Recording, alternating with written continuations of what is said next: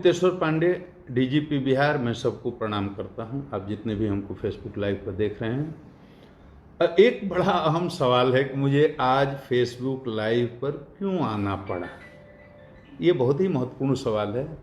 तो मैं इसके बारे में यही कहना चाहूँगा कि मैं इस बिहार प्रदेश का डीजीपी हूँ और डीजीपी होने के नाते यहाँ विधि व्यवस्था संधारण की पूरी जवाबदेही मेरी है।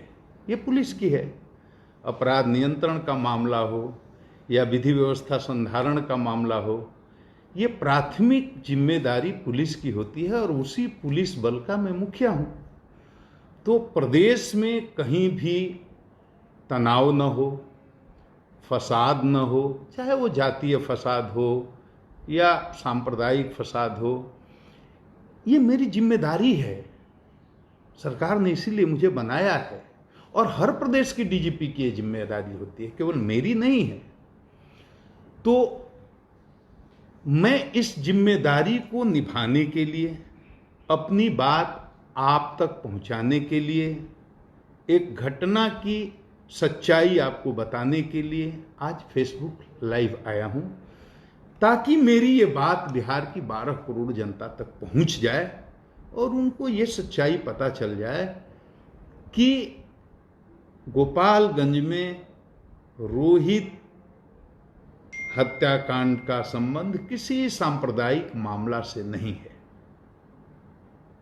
मेरे फेसबुक लाइव पर आने का उद्देश्य किसी का नुकसान करना, किसी की भावना को आहत पहुंचाना, ये भी नहीं है। मैं विधि व्यवस्था संधारण जो मेरी जिम्मेदारी है, उस जिम्मेदारी को निभाने के क्रम में आज मुझे ये फेसबुक लाइव आना पड़ा। अब देखिए, गोपालगंज बिहार का एक महत्वपूर्ण जिला है और बहुत ही संवेदनशील जिला है सांप्रदायिक दृष्टिकोण से। उत्तर प्रदेश का बॉर्डर है, उधर देवरिया जिला, इधर हमारा गोपालगंज जिला। बिहार उत्तर प्रदेश का बॉर्डर है। बहुत पहले मार्च में 28 मार्च को एक घटना होती है। बहुत कॉम्प्लिकेटेड इसको कर दिया गया। मैं बहुत कम शब्द में, कम समय में, बिल्कुल जो अभी तक के अनुसंधान का सार है वो मैं आपको बता रहा हूं। गोपालगंज जिले में एक बेलवाडी करके गांव है और कटैया थाना पड़ता है। गोपालगंज से काफी दूरी है, रोड भी उतनी अच्छी नहीं, मुझे जाने में 1.5 घंटा समय लगा। एक रोहित हत्याकांड का मामला जो 28 मार्च को हुआ था। 5 बच्चे हैं, 2 हिंदू संप्रदाय के हैं, 3 अल्पसंख्यक समुदाय के हैं, 5 नाबालिग हैं। 13 साल, 14 साल, 15 साल, 16 साल, यही उम्र रही होगी। मैंने सबको देखा है, सबसे मिला हूं, एक मृतक रोहित को छोड़कर, और सबसे बात भी की है। सब नाबालिग बच्चे हैं, आपस में दोस्त हैं, आपस में मिलते हैं, जुलते हैं, खेलते हैं। मैंने वादी का बयान भी लिया है, मृतक रोहित के पिता का, उनकी मां का, और उन्होंने स्वीकार किया है कि मित्रता थी। कोई दुश्मनी की बात प्रकाश में अभी तक आई नहीं। गांव में कोई झगड़ा हो, झंझट हो, तनाव हो, हिंदू मुस्लिम की बात हो, मुझे तो लोगों ने बताया 15 साल से कोई बात ऐसी नहीं हुई। एक से एक स्थितियां आई, एक से एक परिस्थितियां आई, और हाल के इस साल में तो कई ऐसे अवसर आए जब सांप्रदायिक सद्भाव बिगड़ सकता था। और आप सब इस बात के गवाह हैं कि देश में बहुत जगह बिगड़ा भी, लेकिन बिहार अपनी धुरी पर खड़ा रहा है। कहीं कोई सांप्रदायिक विवाद फसाद हुआ नहीं। ये 12 करोड़ बिहार की अमन चैन पसंद जनता का कमाल है।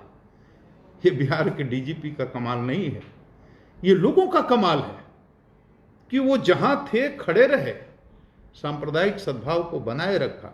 एक से एक परिस्थितियां आई। उस गांव में बताया लोगों ने कि 15 साल उसके पहले भी कोई इतिहास नहीं है कि आपस में सांप्रदायिक तनाव हुआ हो। बड़ा गांव है।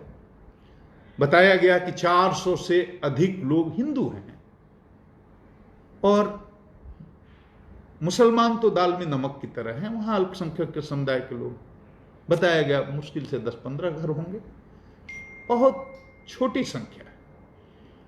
आपस में प्रेम है, एकता है, मोहब्बत है, भाईचारा है, किसी तरह की कोई तनाव की सूचना नहीं है, कोई इतिहास भी ऐसा नहीं है। ये 5 बच्चे हैं, 2 हिंदू के हैं, 3 मुसलमान के हैं, ये पांचों नाबालिग हैं, एक उम्र के हैं, एक साथ खेलते हैं, खाते हैं, उठते हैं, बैठते हैं।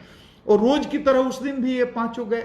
एक हिंदू बालक, वही जाकर के उसको बुलाया, चलो हम लोग खेलने चलते हैं। 3 साइकिल, 5 ये मित्र साथ जाते हैं गांव से 3-4 किलोमीटर दूर। एक खनुआ नदी है, यही नदी है जो उत्तर प्रदेश को बिहार से डिवाइड करती है। 20 फीट चौड़ी होगी, लेकिन गहरी बहुत है।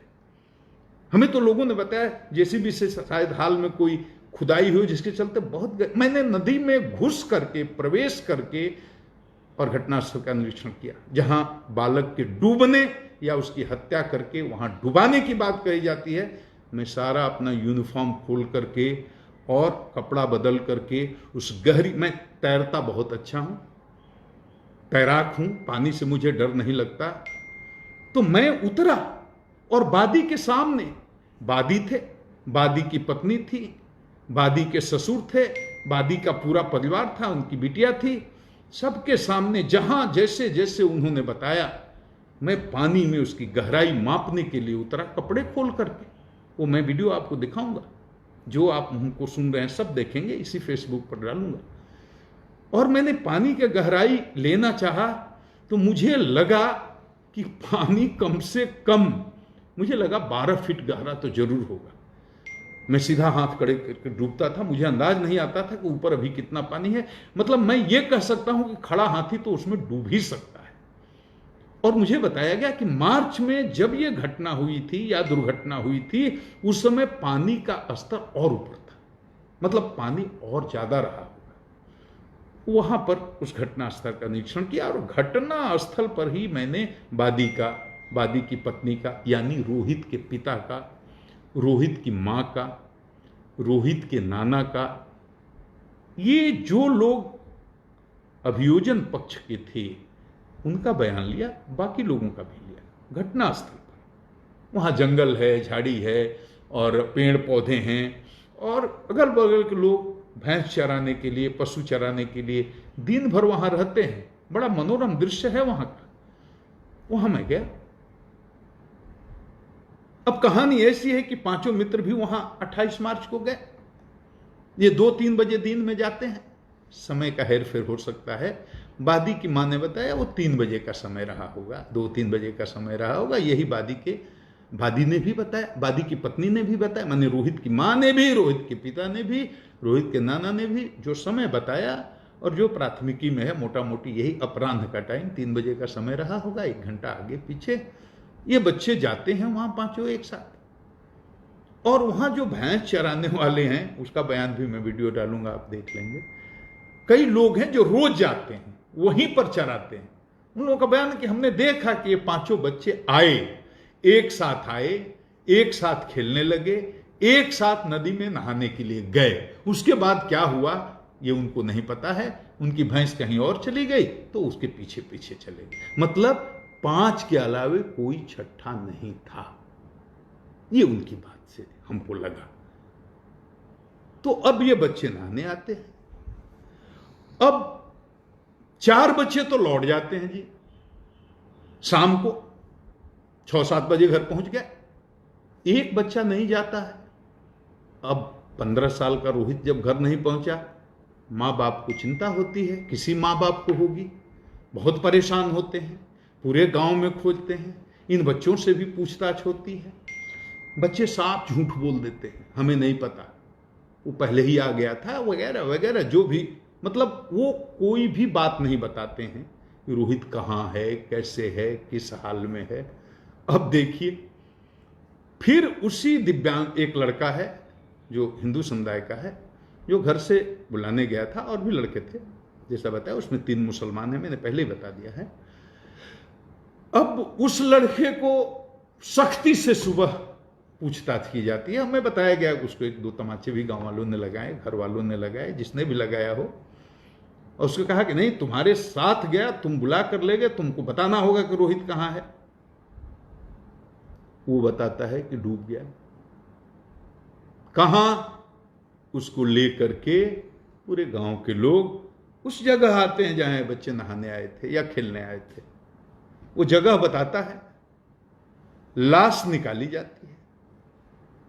लाश जब निकलती है, अब जिसके 15 साल के बच्चे की लाश निकली हो, उस बाप के दर्द को आप समझ सकते हैं, उस मां की पीड़ा को आप समझ सकते हैं कि उसके कलेजे में कैसी टीस उठती होगी। हमारे साथ होगा, हमको भी ऐसा लगेगा, आपके साथ होगा, आपको भी ऐसा लगेगा। 15 साल का बहुत ही तेजस्वी लड़का था, मां बाप को पकौड़ी की दुकान है, गरीब हैं, 12 कट्ठे जमीन बताया हमको है, और कोई आय का साधन नहीं है, बहुत ही गरीब आदमी है। उसका 15 साल का एक बेटा, उसकी लाश निकल रही है। किसी पिता का मानसिक संतुलन ठीक रहेगा? किसी मां का ठीक रहेगा? तकलीफ होगी, पीड़ा होगी, कष्ट होगा। वो पीड़ा उसको भी है। वो कल मैंने जब बात की मां बाप से रोहित के, वो पीड़ा अभी भी झलक रही थी। बेटे की खो देने का दर्द इतना जल्दी जाता नहीं है। अब ये घटना होती है, उसके बाद हम यहां कोई जजमेंट नहीं दे रहे हैं कि लड़का रोहित खुद डूब गया या इन बच्चों ने उसकी हत्या करके उसको डुबा दिया। इस पर तो अनुसंधान चल रहा है, इस पर कोई जजमेंट नहीं है। लाश निकली, मां बाप के लिए बहुत बड़ी बात है। मां बाप का दावा है कि नहीं, ये डूबने से नहीं हुई, इसको मार करके डुबाया गया। अब दूसरे दिन वहां के स्थानीय अखबारों में जो समाचार छपा, वो भी मैं डालूंगा, आप देख लीजिएगा, वो अलग है। अखबारों में यह छपता है कि डूब कर मौत, परिजनों ने जताई हत्या की आशंका। इस तरह के न्यूज आए और कई अखबारों में आए। हमारे पास प्रेस कटिंग भी है। मैं टेक्निकल आदमी नहीं हूं, वो वीडियो बनाकर डालना नहीं जानता हूं। मैंने अपने एक असिस्टेंट को, सिपाही को बोला है कि उसको जो हमने बयान लिया है उसका छोटा छोटा पर्सन निकाल करके डाल दे। उसको आप देखेंगे तो पूरी तस्वीर क्लियर हो जाएगी। स्थानीय अखबार इस तरह से रिपोर्ट करते हैं, डूबकर मौत, डूबने की आशंका, परिजनों ने जताई हत्या की आशंका। अब ये बात तो हुई, तो पुलिस ने क्या किया? पुलिस की भूमिका क्या रही? पुलिस ने कोई इफ बट नहीं किया। रोहित के पिता ने जो कहा, पुलिस ने एफआईआर कर लिया। उसने कहा हत्या हुई, हत्या का मुकदमा दर्ज कर लिया। और कानूनी प्रावधान है कि अगर कोई प्राथमिकी दर्ज करने जाता है, कराने जाता है, तो आप ये नहीं बोल सकते कि तुम इसमें ऐसे लिखो या तुम में ऐसे सुधार करके लिखो तब हम प्राथमिकी दर्ज करेंगे। उसने हत्या का आरोप लगाया, जैसे लगाया वैसे थाना प्रभारी ने उसका हत्या का मुकदमा दर्ज कर लिया। और दर्ज ही नहीं कर लिया, तत्काल बिना विलंब किए हुए 5 अभियुक्तों की गिरफ्तारी हो गई। एक भागा हुआ है। 4 बच्चे, 5 बच्चे थे, एक बच्चा तो मर गया, 4 उसके मित्र, उन पर हत्या का मुकदमा, उनको गिरफ्तार कर लिया गया। उसके अलावा 2 लोगों को और वादी के पिता ने हत्या में शामिल होने का या साजिश करने का आरोप लगाया। उसमें एक जो बच्चा है उसका कोई पिता है, एक और गांव का कोई आदमी है, दोनों एडल्ट है। उसमें भी एक को गिरफ्तार कर लिया। मैंने 6 में से 5 गिरफ्तार, एक कहीं भागा है। तो पुलिस ने एफआईआर गिरफ्तार कर लिया, जेल भी भेज दिया। एडल्ट तो जेल गया। अब 4 जो किशोर हैं वो कहां जाएंगे? किशोर न्याय परिषद में, क्योंकि नाबालिग है, जेल नहीं जाए। अब किशोर न्याय परिषद ने उनको, जब उनको उपस्थापित किया तो उनको पेरोल पर रिहा कर दिया। अभी कोविड-19 का समय भी चल रहा है, उनको रिहा कर दिया कुछ दिनों के बाद, 4-5 दिन के बाद, मैं समय ठीक से नहीं बता रहा हूं, 1 सप्ताह के अंदर वो घर आ गया। अब जैसे घर आते हैं तो वादी को लगता है कि पुलिस ने जरूर इसमें कुछ गड़बड़ कर दिया। नहीं तो हत्या के मुकदमे में जिसको भेजा गया था वो घर कैसे आ गए। यहाँ से उसकी हताशा शुरू होती है क्योंकि उसने अपना बेटा खोया है, उसकी निराशा शुरू होती है, पुलिस से शिकायतें शुरू होती हैं, पुलिस अनुसंधान में जाती है, उसकी गाड़ी के सामने लौटते हैं लोग, थाना प्रभारी पर आरोप लगाए जाते हैं, पुलिस को गालियां दी जाती हैं और तरह तरह की बातें शुरू होती हैं। कम्युनिकेशन गैप यहाँ से बनना शुरू होता है और वादी को लगता है कि पुलिस निश्चित रूप से इसमें सही अनुसंधान नहीं कर रही और पुलिस के सहयोग से ही ये बच्चे छूट करके आ गए। ये सच नहीं है, लेकिन ऐसा आरोप और लगता है और वादी के मन में एक हताशा का भाव, निराशा का भाव फैलने लगता है। अनुसंधान चल रहा है, तब तक पोस्टमार्टम रिपोर्ट आ जाती है। अब डॉक्टर जो पोस्टमार्टम करके वो रिपोर्ट देते हैं, अशोक कुमार अकेला जी, उन्होंने बहुत विस्तार से मैंने इसका अध्ययन किया है। अंत में सिर्फ एक बात लिखते हैं कि ये मौत डूबने से हुई है। मैंने उनका बयान भी लिया है, मैं डालूंगा, आप देख लेंगे बाद में। आज ही मैं 5 बजे के आसपास एक वीडियो डालूंगा जिसमें महत्वपूर्ण बयान है। वो बहुत लंबा है, मैंने बहुत लोगों से पूछताछ की है, 50 लोगों से, हर तरह के लोग, वहाँ के स्थानीय लोग, घटनास्थल और उसके बाहर भी जो गांव के लोग हैं, जो वहाँ भैंस चराने लोग हैं, सारे स्वतंत्र विटनेसेज का मैंने बयान लिया है। एक भी ऐसे आदमी का मैंने बयान नहीं लिया है जो इधर से या उधर से कहीं से किसी तरह से उसकी निष्पक्षता में संदेह तो लिया है, लेकिन वो बहुत लंबा हो जाएगा, आपको बहुत परेशानी होगी, आप उतना नहीं देख पाएंगे। तो मैंने उसको एडिट करके छोटा छोटा अंश कुछ लोगों का बयान डाल दिया है, जिससे आपको पूरी एक तस्वीर उभर करके सामने आ जाएगी। बच्चे छूट करके आते हैं, तो डॉक्टर साहब की पोस्टमार्टम रिपोर्ट आती है, वो कहते हैं डूबने से मौत। मैंने बात की डॉक्टर साहब से, वो कहते, हमने कहा कैसे आप कह सकते हैं कि डूबने से मौत होती है। अब टेक्निकल टर्म में जो उन्होंने हमको समझाया, उस टर्म में हम आपको नहीं समझा पा रहे हैं, लेकिन उन्होंने कहा कि लंग्स स्पाउजी हो गया था, उसको काटा तो उसमें एयर बबल्स निकल रहे थे, फूल गया था, स्पॉन्जी हो गया था, एयर बबल्स निकल रहे थे। तो ऐसा केवल ड्राउनिंग के केस में डूबने के कारण ही होता है। ये आम आदमी की भाषा में आपको समझा रहा हूं। मैंने ये भी सवाल किया, डॉक्टर साहब आंख में थोड़ा खून या कान में, नाक में खून, इस तरह की बात भी बताई जा रही है। तो उन्होंने बताया डूबने के क्रम में आंख पर और नाक पर इतना प्रेशर पड़ता है कि निकलने के बाद वो नसों से खून निकल जाना या थोड़ा रिसाव हो जाना ये संभव है। लेकिन जब इनके यहाँ डेड बॉडी पोस्टमार्टम के लिए आई थी तो उस समय खून सूख गया था। डॉक्टर साहब ने भी बताया कि कहीं भी एक्सटर्नल इंजरी या माने शरीर के बाहरी हिस्से में या अंदर के किसी भी हिस्से में कोई उस बच्चे में इंजरी यानी जख्म नहीं पाया गया। मतलब किसी प्रकार के जख्म के कारण उसकी मृत्यु नहीं हुई है, न गले में किसी तरह का कोई ऐसा निशान या कुछ भी। तो ये डॉक्टर साहब को ओपिनियन, मैं अपनी तरफ से कुछ नहीं कर रहा। मैंने फिर एक दूसरे डॉक्टर साहब जो वही सदर हॉस्पिटल में पदस्थापित हैं, उनसे भी मैंने ओपिनियन ली, उनसे भी बात किया और उसका एसपी साहब ने भी बयान लिया था, उस वीडियो को मैं डाल दूंगा। उनका भी ओपिनियन था कि ये मृत्यु डूबने से हुई है। लेकिन हम यहाँ केवल इससे संतुष्ट नहीं हैं, हम अनुसंधान को क्लोज नहीं कर रहे हैं।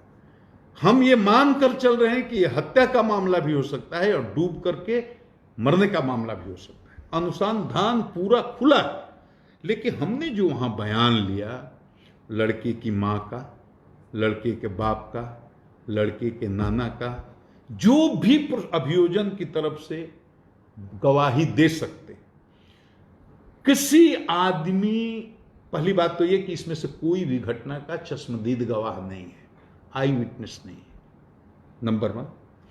दूसरा, परिस्थिति जन्य साक्ष्य होता है। इसमें से कोई भी आदमी ये बताने में सक्षम नहीं है कि इन बच्चों में आपस की किसी प्रकार की कोई दुश्मनी थी, कोई विवाद था, कोई तनाव था। माने हत्या में मोटिव खोजा जाता है अनुसंधान में। हत्या हुई तो कोई कारण होगा, यहीं से अनुसंधान की शुरुआत होती है पुलिस में। हत्या ऐसे नहीं होती। हत्या के पीछे कारण प्रॉपर्टी का विवाद हो सकता है, पुरानी दुश्मनी होती है, कोई सेक्स का स्कैंडल का मामला हो सकता है, कोई ईर्ष्या हो सकती है, राजनीतिक प्रतिद्वंद्विता हो सकती है, कोई न कोई कारण होता है, मोटिव होता है। उस कारण को पुलिस अभी तक उस मोटिव को नहीं खोज पाई, और उस मोटिव को खोजने में हम वादी की सहायता चाहते हैं, वादी की पत्नी की सहायता चाहते हैं, अभियोजन पक्ष के सारे गवाहों की हम सहायता चाहते हैं कि हमको मोटिव बताएं, तो वहां से हम अपनी शुरुआत करें। हमें नहीं मिल रहा है। हम तमाम दर्शकों से भी अनुरोध करते हैं कि हत्या, ये मामला अगर हत्या का है तो हत्या का मामला साबित करने के लिए कुछ साक्ष्य जुटाने में आप हमारा सहयोग करें। अगर आपको कहीं से किसी तरह का कोई साक्ष्य मिलता है तो आप हमारा सहयोग करें, क्योंकि हम बहुत ही गहराई में इसका अनुसंधान करवा रहे हैं। सीआईडी भी इसमें लगी हुई है। हम चाहते हत्या करके कोई निकल जाए, हत्या को कोई करके बच जाए, ये हम बर्दाश्त नहीं करेंगे। हत्यारा कोई मेरा रिश्तेदार तो नहीं है, और रिश्तेदार भी होता तो हम नहीं छोड़ते। तो हम इस बिंदु पर साक्ष्य जुटा रहे हैं कि अगर हत्या है तो हत्या क्यों हुई, और इन 4 बच्चों ने, जो उस 5वें बच्चे के मित्र थे, इन पर हत्या का आरोप लगाया गया है, तो ये हत्या क्यों करेंगे?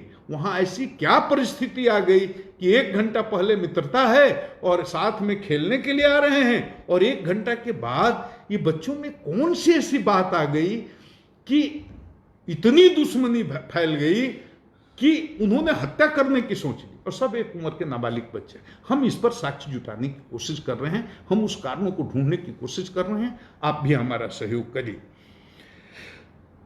सब कुछ ठीक था, 1 महीने के बाद माहौल बदल गया। कहीं से किसी ने न्यूज चला दिया, वो पता नहीं किसी धार्मिक स्थान पर बलि की बात कह दी। उसके बाद रोहित के पिता का अलग अलग लोगों को अलग अलग तरह का बयान देने का मामला आ गया। कहीं वो बोल रहे हैं कि ये किसी धार्मिक स्थल पर उसकी बलि दे दी गई। उसकी माँ, उसके नाना बोल रहे हैं कोई मौलवी ने उनको पानी छिड़कता था। ये सब जो बातें बोल रही हैं, तो मस्जिद की बात कि मस्जिद में बलि दी गई। मैं एक ही विनम्र प्रार्थना करता हूँ, सीधी सी बात, एक लाइन में आप समझिए, गांव में कोई मस्जिद है ही नहीं, गांव में कोई नमाज पढ़ाने वाला मौलवी है ही नहीं। मौलवी पानी छींटता था, कोई मौलवी ही नहीं है। ये तो नमाज पढ़ने दूसरे गांव में जाते हैं, हमको बताया गया। हाँ, 2-3 साल पहले ये मस्जिद एक आधा कट्ठा जमीन में बनाने की कोशिश कर रहे थे, उसकी नींव भर पड़ी है, एक जगह 7 फीट की दीवार भी उठाई गई है ऊंची, लेकिन पैसा नहीं होने से या जिस कारण से वो काम पूरा नहीं हुआ, इन लोगों ने छोड़ दिया। वो 2-3 साल से वैसे ही पड़ा। मस्जिद नहीं बनी है, मस्जिद नहीं है। मैं फिर से रिपीट करता हूं, गांव में मस्जिद नहीं है, न नमाज पढ़ाने वाला कोई मौलवी है।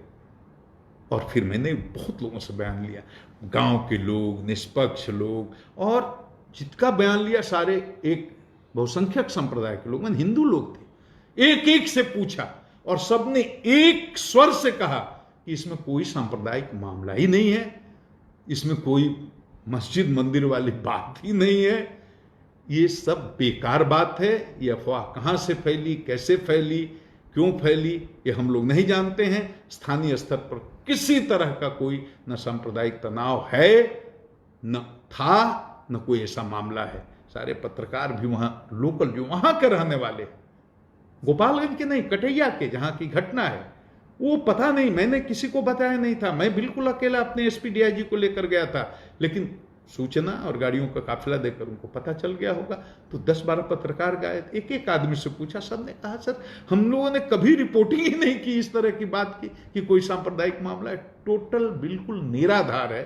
अब कहाँ से किसने ये फैला दी, और जिसके चलते इतना भीषण सांप्रदायिक तनाव की स्थिति उत्पन्न हो गई, तो ये बहुत ही गंभीर मामला है। और चूंकि हमें अपने प्रदेश को बचाना है, हमें सांप्रदायिक सौहार्द बना करके रखना है, और ये अफवाह फैलते फैलते दूर दूर तक गांव में न फैल जाए, क्योंकि गांव में बहुत लोग हैं जो बहुत शिक्षित नहीं हैं, और वो सुनी सुनाई बात पर विश्वास कर लेते हैं। और अगर उन्होंने इस बात पर विश्वास कर लिया तो बड़ा अनर्थ हो सकता है। तब तो गांव गांव में दंगा हो सकता है, फसाद हो सकता है।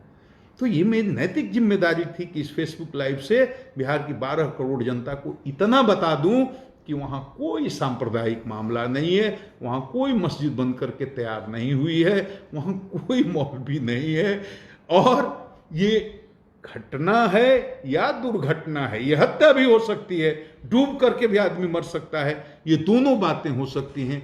दोनों बातों को ध्यान में रख करके पुलिस इसका निष्पक्ष अनुसंधान कर रही है।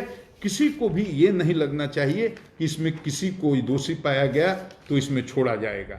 बाकी माँ ने क्या कहा, बाप ने क्या कहा और नाना ने क्या कहा, एक लाइन में स्टोरी है कि तीनों में से किसी ने मेरे सामने ये नहीं कहा कि किसी धार्मिक स्थल पर लड़के की बलि दी गई है। एक लाइन की बात। और किसी ने नहीं कहा, हमको यहां तक कि वादी ने कई जगह उसने बयान दिया कि वो अल्पसंख्यकों के डर से भाग करके उसकी जान को खतरा है, बाहर रहा। मेरे सामने उसने कहा वो थानेदार के डर से भाग गया, वो थानेदार के डर से भागा हुआ है, थानेदार उसको धमकी देता है। थानेदार पर बहुत तरह के आरोप भी लगाए गए और आपने देखा भी होगा, उसको गाली गलौज करते हुए थानेदार का वीडियो भी वायरल हुआ, वो भी आपने देखा होगा। मैं सिर्फ ये कहना चाहता हूं, सिर्फ एक बात, थानेदार ने जो किया, किस परिस्थिति में किया, मैं उसकी सफाई पेश नहीं करना चाहता।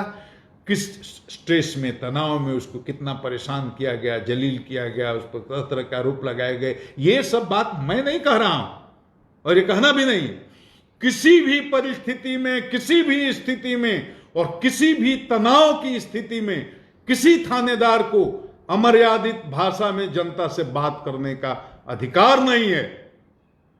वो तो पीड़ित है, उसके 15 साल के बच्चे की हत्या हुई है या मौत हुई है और उसके परिवार के साथ कोई थानेदार और गंदी आवाज में गाली गलौज की भाषा में बात करता है, ये हमारे लिए शर्म की बात है, पूरे विभाग के लिए शर्म की बात है। तो पहला काम हमने ये किया कि थानेदार को जाते ही सस्पेंड किया, विभागीय कार्रवाई करने का आदेश दिया। उस मामला का पटाक्षेप हो गया। इस वीडियो को बनाने का सिर्फ इतना ही मतलब था कि आप जाने कि ये कोई सांप्रदायिक मामला नहीं है, या तो ये घटना है या एक दुर्घटना है।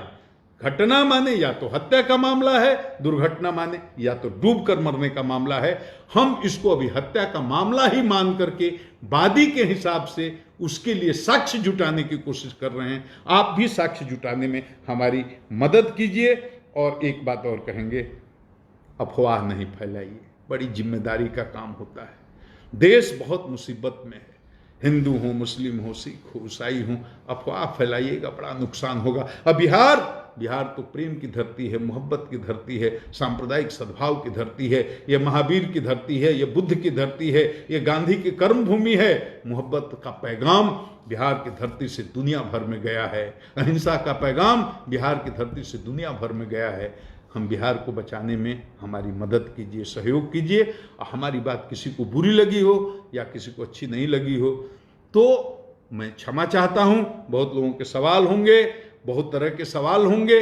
मेरे लिए फेसबुक पर किसी सवाल का जवाब देना संभव नहीं हो पाता है, इतना व्यस्त आदमी हूं। मैंने स्थिति स्पष्ट कर दी कि केस घटना हुई है, 15 साल का एक बच्चा हमने खोया है, वो हमारा ही बेटा था। लेकिन अब वो हत्या का मामला है या डूब करके मरने का मामला है, हम उस पर साक्ष्य का कि जुटा रहे हैं, अनुसंधान जारी है और एकदम निष्पक्ष न्याय होगा। मैं इतना ही कह करके आप सबों को प्रणाम करता हूं। गुप्तेश्वर पांडे, डीजीपी बिहार।